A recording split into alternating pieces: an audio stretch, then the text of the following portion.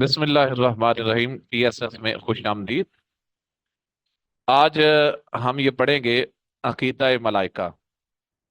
یہ عقیدہ رسالت کے بعد عقیدہ ملائکہ آتا ہے۔ یہاں پر یہ جو آپ بیٹا یہ اتنا بھی پڑھیں گے، اس میں کوئی زیادہ یہ لینتھ ہی نہیں، یہ لانگ سوال نہیں ہے، یہ سارے کے سارے اس میں آپ کو بتاتا جاؤں گا۔ کچھ چیزیں ایسی آئیں گی کہ جو ایم سی کیوز اور شارٹ آنسر بنے گی۔ ہم اس کو پڑھتے ہیں۔ تو یہ ملائکہ کا لفظ جو ہے یہ جمع ہے اور اس کا واحد ملکن ہے۔ یہ آئے گا لفظ کہ ملائکہ جو ہے اس کی واحد کیا ہے، تو آپ نے دیکھنا ہے ملکن۔ میم کے اوپر بھی زبر ہوگا، لام کے اوپر بھی زبر ہوگا، اور کاف کے اوپر دو پیش۔ مالکن بھی آئے گا، ملکن بھی آئے گا، ملکن بھی آئے گا۔ اس طرح کے لفظ انہوں نے زیر زبر پیش چینج کر کے لکھا ہوگا، تو یہ آپ نے یاد رکھنا ہے کہ اگر زیر زبر پیش لگا ہو تو آپ نے ملکن جو ہے اس کی واحد ہے، جس کے لغوی معنی کاسد کے ہیں۔ یہ بھی ایم سی کیوز بنے گا۔ ایک سوال آئے گا کہ فرشتوں کے لیے رسولوں کے علاوہ کس کے لیے لفظ رسول استعمال، نبیوں کے علاوہ کس کے لیے لفظ رسول استعمال ہوتا ہے، یہ سوال آئے گا، شارٹ آنسر کے طور پر آئے گا، تو ایم سی کیوز کے طور پر بھی آ سکتا ہے۔ تو آپ یہ کہیں گے بیٹا کہ فرشتوں کے لیے لفظ رسول بھی استعمال ہوتا ہے، کیونکہ اس کے لغوی معنی بھی کاسد کے ہیں، اور اللہ کے فرشتے جو ہوتے ہیں وہ بھی اللہ کے کاسد ہوتے ہیں، اور رسول جو ہوتے ہیں وہ بھی اللہ کے کاسد ہوتے ہیں۔ کیونکہ فرشتے خالق اور مخلوق کے درمیان پیغام رسانی کا فرض ادا کرتے ہیں، اس کے لیے ملک اور رسول کہا جاتا ہے، اس لیے ان کو ملک اور رسول کہا جاتا ہے۔ اب اس کے بعد آ جاتا ہے ملائکہ کا اصطلاحی مفہوم، کہ عرف عام میں ملائکہ کس کو کہا جاتا ہے؟ فرشتے اللہ کی نوری مخلوق ہیں۔ یہاں پر آئے گا کہ فرشتے کون سی مخلوق ہیں، آسمانی مخلوق ہیں، زمینی مخلوق ہیں، ناری مخلوق ہیں، یا نوری مخلوق ہیں؟ اس طرح سوال آئے گا تو آپ نے یہ ایم سی کیوز کے طور پر آگا تو آپ نے لکھنا ہے کہ فرشتے اللہ کے نوری مخلوق ہیں، جو اللہ کے حکم سے دنیا کا نظام چلا رہے ہیں۔ اللہ اپنا حکم ان کے دلوں میں القاء فرماتا ہے، اور یہ اس حکم کو مخلوق میں جاری اور نافذ کر دیتے ہیں۔ ایمان بالملائکہ کی اہمیت، یعنی ملائکہ کے پر ایمان لانا کتنا ضروری ہے، اس کی اہمیت کیا ہے؟ فرشتوں پر ایمان لانا اسلامی عقائد کا لازمی جزو ہے۔ اگر اس کو نہ مانا جائے تو بندہ کوئی بھی مسلمان نہیں ہو سکتا۔ اس پر ایمان لائے بغیر انسان مومن نہیں۔ حضرت ابو ہریرہ رضی اللہ تعالیٰ سے روایت ہے، ایک دن رسول اللہ لوگوں کے سامنے تشریف فرما تھے۔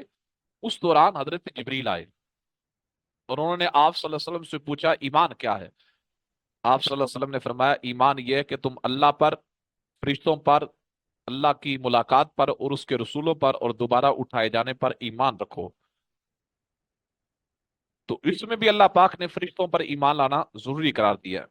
فرشتوں کا دشمن اللہ کا دشمن، فرشتوں کے ساتھ دشمنی حقیقت میں اللہ کے ساتھ دشمنی ہے۔ سورہ بقرہ میں اللہ پاک نے ارشاد فرمایا، جس کا ترجمہ یہ ہے، جو کوئی اللہ اس کے فرشتوں اور رسولوں اور جبرائیل اور میکائیل کا دشمن ہے، پس اللہ ایسے کافروں کا دشمن ہے۔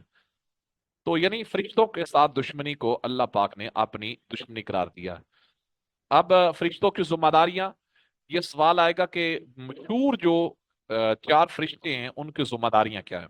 یا یہ بھی آئے گا کہ اللہ کے چار اللہ کے جو برگزیدہ یا مقرب فرشتے کتنے ہیں؟ آپ یہ کہیں گے کہ وہ چار ہیں۔